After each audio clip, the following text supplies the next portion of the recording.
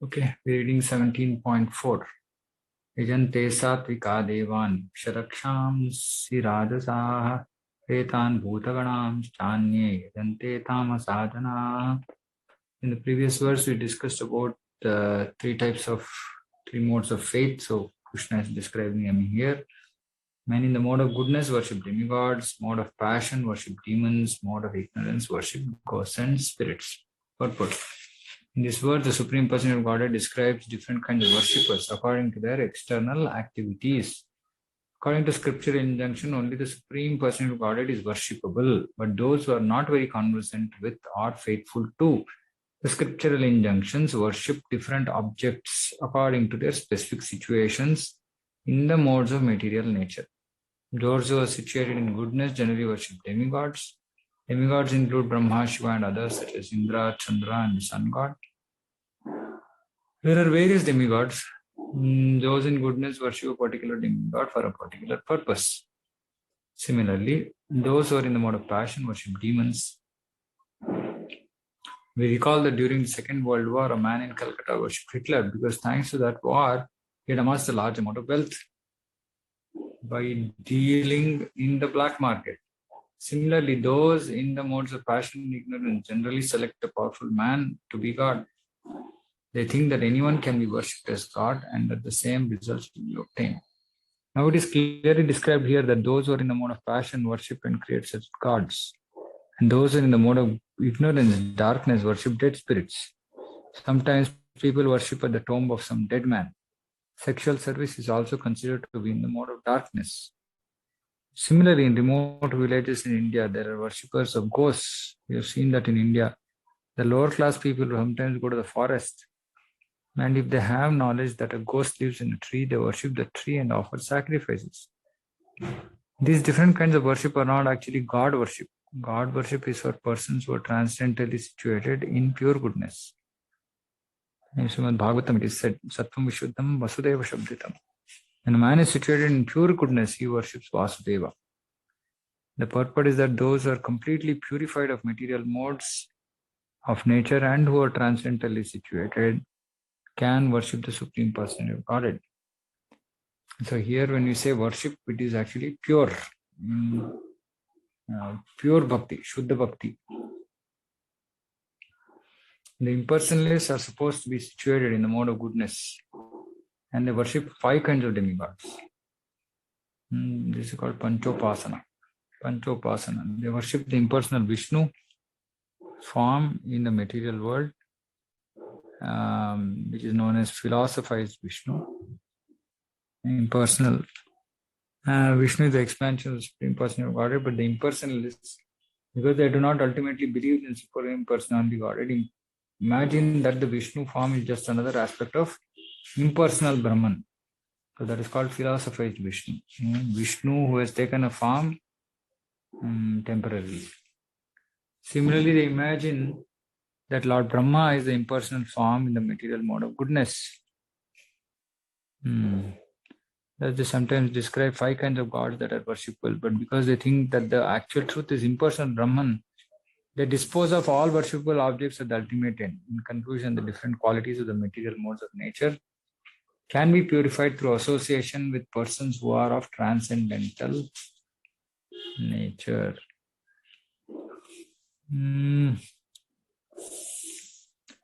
So one thing is people who are in the mode of goodness worship demigods, and then people who are in the mode of pure goodness worship Vasudeva. So this demigod worship is also a stepping stone to come to the worship of Vasudeva. But generally people get stuck here for many lifetimes. And they get so badly stuck that they don't want to worship Krishna, especially. When they hear about Krishna and his pastimes, they get bewildered. Krishna is doing all kinds of immoral stuff according to them. So sometimes people get stuck here only. Of course, lower modes, worshipping demon spirits, that is all clearly, not many people do, but at least in India, people get stuck with demigod worship. So one should come to pure goodness. Now, so when we are doing bhakti, we are not necessarily in pure goodness because we are still contaminated with the modes. So actually, technically, we cannot say that we are doing bhakti. We are following the process of bhakti, which will purify us so that we can come to the mode of pure goodness, so that we can actually start real bhakti. Brahmabhuta prasannatma na sochitna akamshati samasarveshu bhuteshu mad bhaktim labhate param. So when we come to this Brahmabhuta stage, we actually start bhakti. And by practicing the process of bhakti itself, the process of bhakti will help us come to that Brahmabhuta stage. So this is the beauty about bhakti. And the process and everything is the same. So we don't have to change our process. Same process will take us there. Okay. Next verses.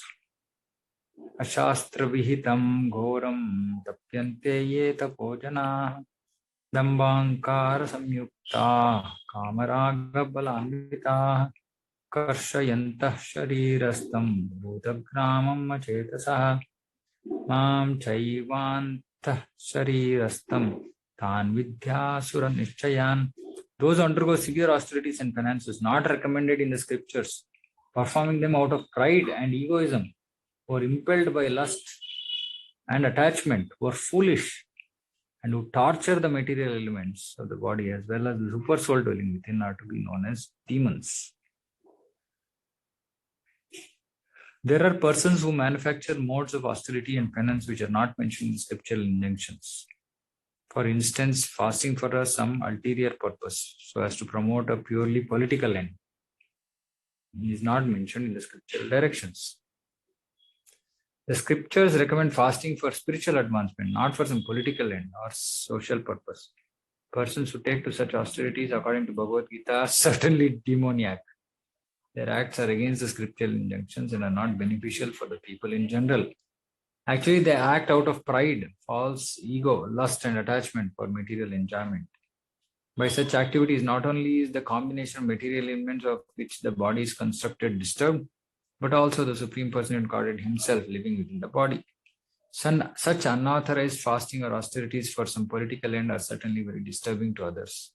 They are not mentioned in the Vedic literature. A demoniac person may think that he can force his enemy or other parties to comply with his desire by this method, but sometimes one dies by such fasting. These acts are not approved by the Supreme Personality of Godhead, and he says that those who engage in them are demons. Such demonstrations are insults to the Supreme Personality of Godhead because they are acted in disobedience to the Vedic scriptural injunctions. The word achetasaha is significant in this connection. Persons of normal mental condition must obey the scriptural injunctions. Those who are not in such a position neglect and disobey the scriptures and manufacture their own way of austerities and penances. One should always remember the ultimate end of the demoniac people. The Lord forces them to take birth in the womb of demoniac persons. Consequently, they will live by demoniac principles life after life without knowing their relationship with the Supreme Lord. If, however, such persons are fortunate enough to be guided by a spiritual master who can direct them to the path of Vedic wisdom, they can get out of this entanglement and ultimately achieve the supreme goal. Okay, I think this is pretty clear. Not much to be discussed here. Verse 7. Aharastvapi sarvasya trivido bhavati priyaha yagnastapasthatha dhanam tesham bhedam imam shunu. Even the food each person prefers is of three kinds, according to the three modes of material nature. Same is true of sacrifices, austerity, and charity. Now here are the distinctions between them. Purport. In terms of different situations in the modes of material nature, there are differences in the manner of eating and performing sacrifices, austerities, and charities. They are not all conducted on the same level. Those who can understand analytically what kind of performances are in what modes of material nature are actually wise. Those who consider all kinds of sacrifice or food or charity to be the same cannot discriminate, and they are foolish. There are missionary workers who advocate that one can do whatever he likes and attain perfection. But these foolish guides are not acting according to the direction of the scripture. They are manufacturing ways and misleading the people in general. 8. Ayusattva bala arogya sukha priti vivardhanaha tasya snigdha sthira hridya ahara satvika priyaha.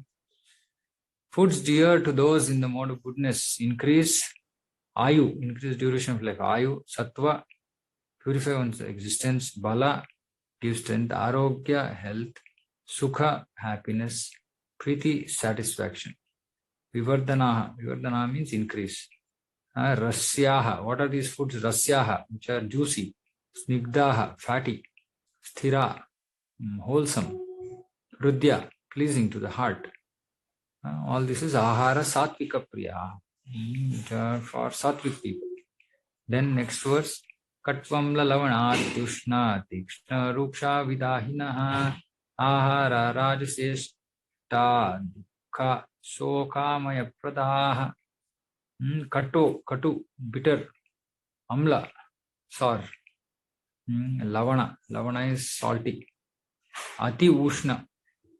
All this is ati ushna, all which are too bitter, too sour, too salty, too hot.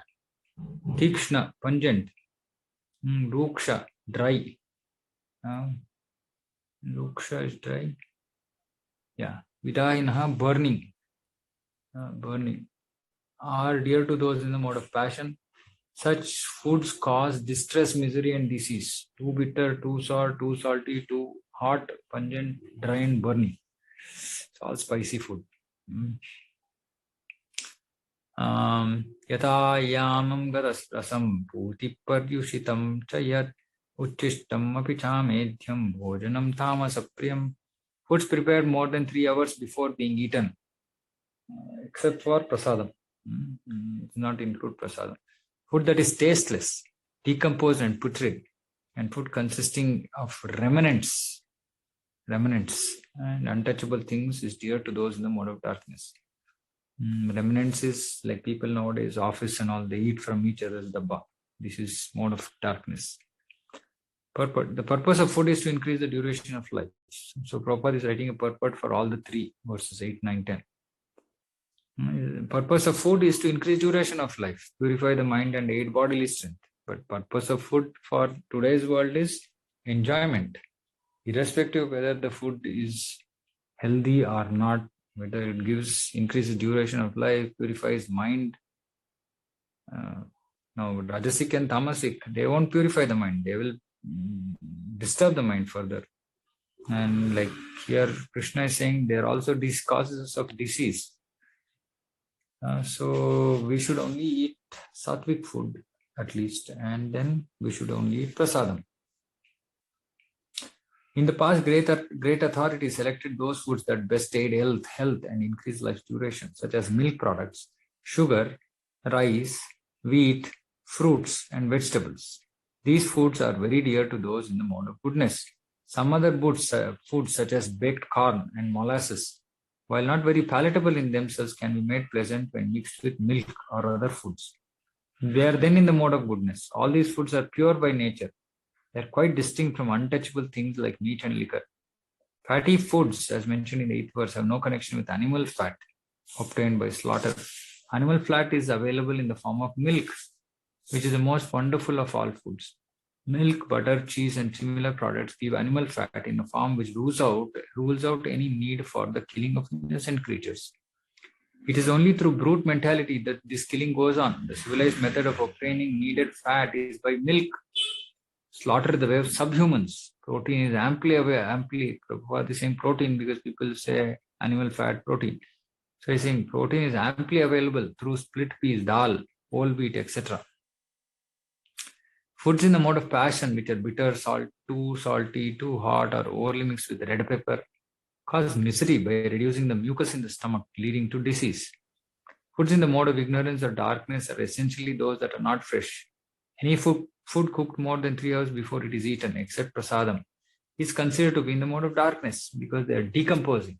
Such foods give a bad odor, which often attracts people in this mode, but repulses those in the mode of goodness. Remnants of food may be eaten only when they are part of a meal that was first offered to the Supreme Lord or first eaten by saintly persons, especially the spiritual master. Otherwise, the remnants of food are considered to be in the mode of darkness and they increase infection or disease. Such foodstuffs, although very palatable to persons in the mode of darkness, are neither liked nor even touched by those in the mode of goodness. The best food is remnants of what is offered to the Supreme Lord. In Bhagavad Gita, Supreme Lord says that he accepts preparations of vegetables, flour, and milk. Patram pushpam phalam toyam. Of course, devotion and love are the chief things which the Lord accepts. But it is also mentioned that the prasadam should be prepared in a particular way. Any food prepared by the injunctions of scripture and offered to the Supreme Lord can be taken even if prepared long, long ago, because such food is transcendental.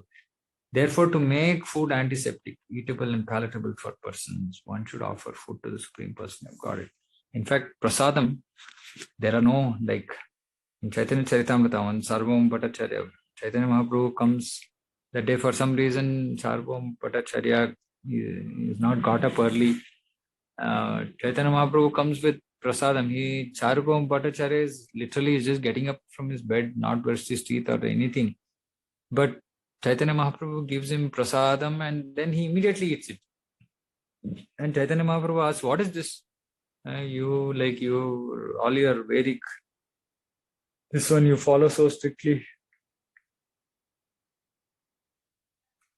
How come you just ate prasadam without even brushing your teeth and taking your doing your morning duties?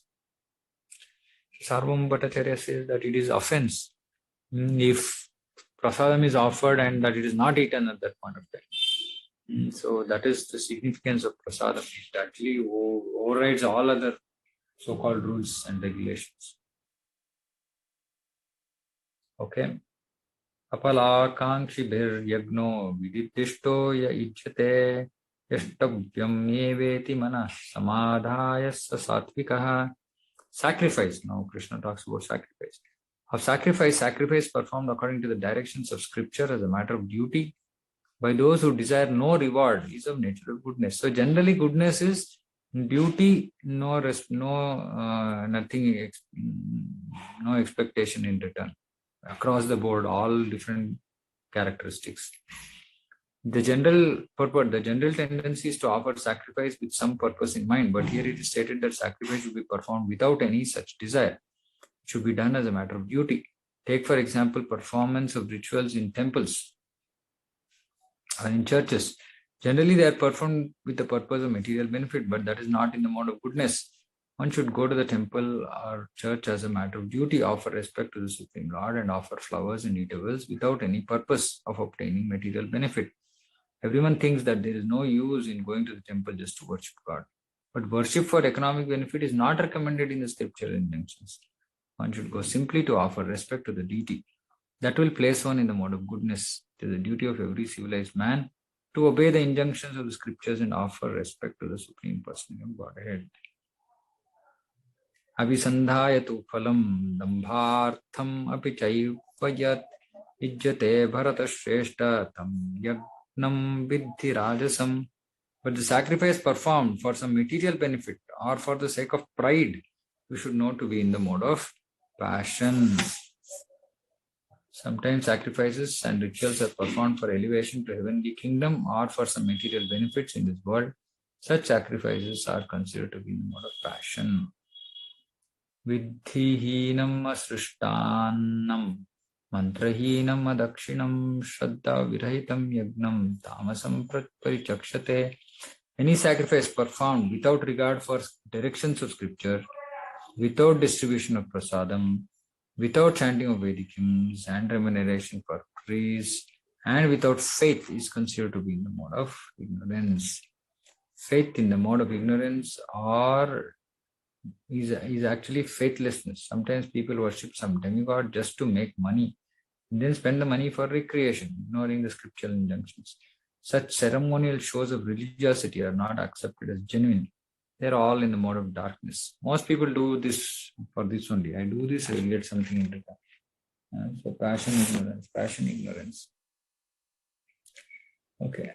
Verse 14. Deva Dvija Guru Pragna Pujanam Shaucham Achavam Brahmacharyam Ahimsa Cha Shariram Tapauchate. Now these verses are very important. This is tapascharya, austerity. Austerity for body, then speech and mind. So we should actually note these and we should try to practice these. These are very, very important from a practical perspective. Austerity of the body consists in worship of Supreme Lord, Brahmanas, spiritual master, and superiors like father and mother, and in cleanliness, simplicity, celibacy, non-violence. So austerity of the body, worship. So we have to do worship of superiors, then cleanliness, simplicity, celibacy, non-violence. Supreme Lord here explains the different kinds of austerity and penance.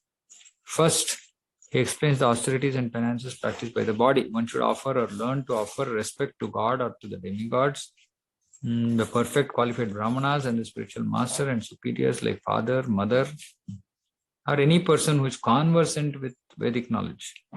These should be given proper respect. One should practice cleansing oneself externally and internally, and he should learn to become simple in behavior.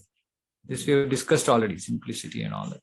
He should not do anything which is not sanctioned by the scriptural injunctions. He should not indulge in sex outside of married life, for sex is sanctioned in the scripture only in marriage, not otherwise. This is called celibacy. There are penances and austerities as far as the body is. These are penances and austerities as far as the body is concerned.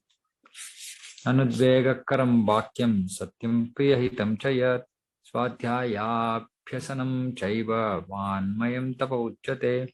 Austerity speech consists in speaking words that are truthful, pleasing, beneficial, not agitating to others. Also in regularly reciting Vedic literature. So we should chant verses. Good to chant verses of Bhagavad Gita, Bhagavatam on a daily basis. One should not speak in such a way as to agitate the minds of others. Of course, when a teacher speaks, he can speak the truth for the instruction of his students. But such a teacher should not speak to those who are not his students if he will agitate their minds. This is penance as far as talking is concerned. Besides that, one should not talk nonsense. This is the most difficult part. We are so used to talking nonsense. The process of speaking in spiritual circles is to say something upheld by scriptures. One should at once quote from scriptural authority to back up what he is saying, like quoting a verse. At the same time, such talk should be very pleasurable to the ear. By such discussions, one may derive the highest benefit and elevate human society. There is a limitless talk of Vedic literature and one should study this. This is called penance of speech. So, truthful, pleasing, beneficial, not agitating others if they are not students, and regularly reciting Vedic literature. Mana prasada saumyatvam maunam atma vinigraha bhava samshuddhire iti etat tapomana samuchyate. And satisfaction, simplicity, this is most important. Satisfaction, we should be satisfied with whatever Krishna has given us. Simplicity, gravity, not being very loose in our talk and dealings. Self-control and purification of one's existence are pure austerities of the mind. To make the mind austere is to detach it from sense gratification. It should be so trained that it can be always thinking of doing good for others. The best training for the mind in gravity is gravity in thought.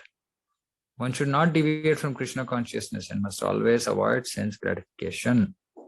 So this is how we maintain simplicity and gravity. To purify one's own nature is to become Krishna conscious. Satisfaction of mind can be obtained only by taking the mind away from thoughts of sense enjoyment. So this is very important. People they say, I want peace of mind, etc. But if one is involved continuously in thoughts about sense objects, then there's no question of satisfaction, because we'll want more and more. See, Prabhupada is saying, the more we think of sense enjoyment, the more the mind becomes dissatisfied, because we want more. We're not happy with what we have. The present age, we unnecessarily engage the mind in so many different ways for sense gratification. So there's no possibility of the mind becoming satisfied. So that is why Vanaprastha is important. Because if you don't come to Vanaprastha, then in Grihastha we are always engaged thinking about material things. you don't come to vanaprastha, it will keep continuing. What is the use? So it's important that we actually, come to make progress and go to all these different stages and not just get stuck. Some people say, I chant Hare Krishna, just live like Grihastha in old age. No use. Not going to make progress. So there's no possibility mind becomes satisfied. The best course is to divert the mind to Vedic literature, which is full of satisfying stories as in the Puranas and the Mahabharata. One can take advantage of this knowledge and thus become purified. The mind should be devoid of duplicity. Duplicity means thinking something, doing something else. And one should think of welfare of all. Welfare of all means preaching. Silence means that one is always thinking of self-realization. Person in Krishna conscious observes silence in this sense. Silence means not speaking, but silence means talking only about Krishna. Person in Krishna consciousness observes perfect silence in this sense. Control the mind means detaching the mind from sense enjoyment. One should be straightforward in his dealings. And this control of mind also is not artificial. It is based on, depending on Krishna. By engaging in devotional service, trying to get spiritual strength so that we can control the mind. Or the other easy way of just engaging all our senses in direct devotional service 24 hours, then also mind will become controlled. One should be straightforward in his dealings.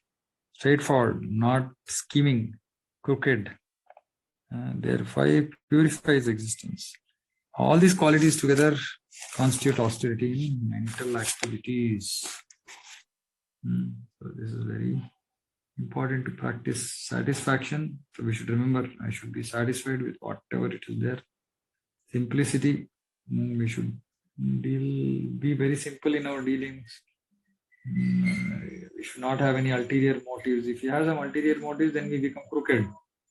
Because we keep gamifying. So we should be simple. We should not go behind any sense gratification. Our only desire should be to please Krishna. And without desire for la puja pratishtha, then we can be simple. Then gravity, just thinking about Krishna, talking about Krishna. Self-control, purification of one's existence. So purification of one's existence is also what kind of thoughts we harbor. So we should always, that's why the easiest process is to remain Krishna conscious. The more time we remain Krishna conscious, automatically all these austerities will be done, will be achieved. But if we are not able to be engaged in Krishna consciousness for a long time, then we'll have a lot of trouble. That is why sadhu sangha. That's why we should have good association.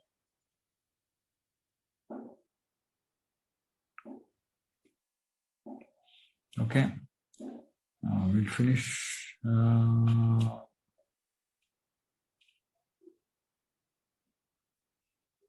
Okay, austerity. Then there is austerity in goodness. This is austerity of mind, austerity of body, austerity of speech. Okay, now Krishna is speaking.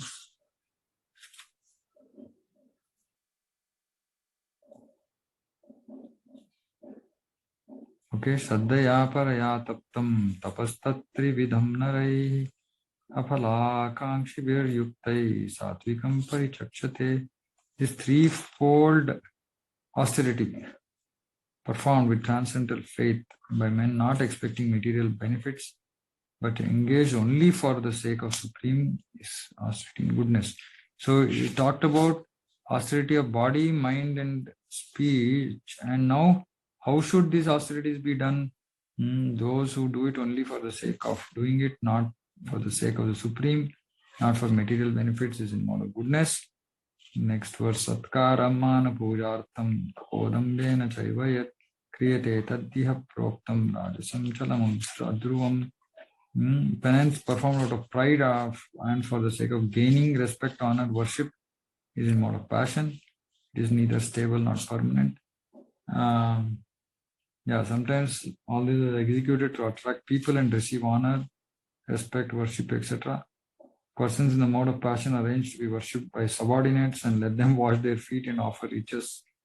Many people, many followers, they call their preceptors, gurus, your Supreme Lord, your God Himself. And then these gurus, they don't say anything, saying, no, I'm not, this is wrong. And Prabhupada was very clear. Even if he didn't think whether I'm going to lose that devotee or not. He just said, okay, you're doing nonsense, get lost. So no question of being worshipped by subordinates. Such arrangements artificially made by performance of penances are considered to be in the mode of passion. The results are temporary. They can be continued for some time, but they are not permanent.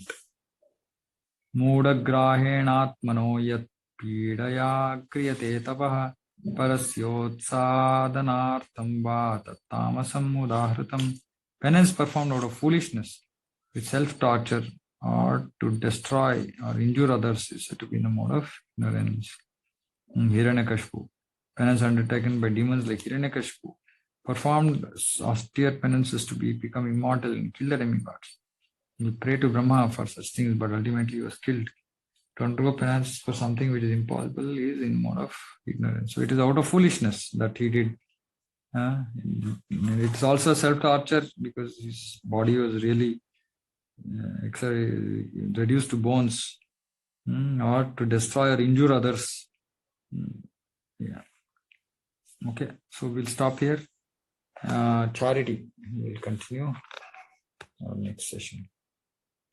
Okay, I think today people are busy with Ganesh Chaturthi, so very few people are attending. Okay, is there any question? Anybody? It's all pretty straightforward.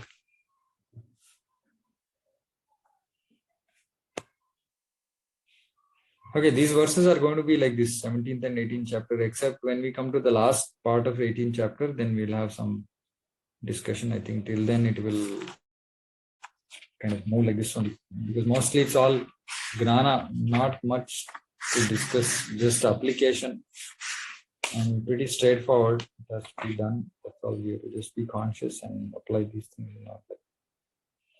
Okay, so we'll end here. Hare Krishna.